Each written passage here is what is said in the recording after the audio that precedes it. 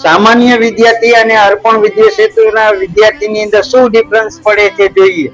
સામાન્ય વિદ્યાર્થી મિત્રો આકૃતિમાં કેટલા ચોરસ છે આવું પૂછાય તો સામાન્ય વિદ્યાર્થી સામાન્ય રીતે પરીક્ષા ખંડમાં ગણમાં બેસે 1 2 3 4 5 6 7 8 9 9 ને એક મોટો 10 જવાબ ટીક કરીને આવે છે અને ઓપ્શન ની અંદર 10 હોય જ.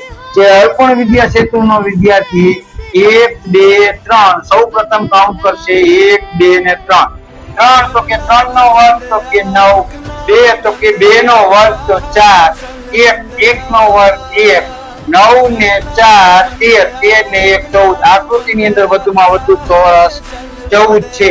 એવી રીતે એ સમજવા માટે ગુજરાતની અંદર સૌપ્રથમ NMMS ઓનલાઈન કોર્સ લોન્ચ થઈ ચૂક્યો છે.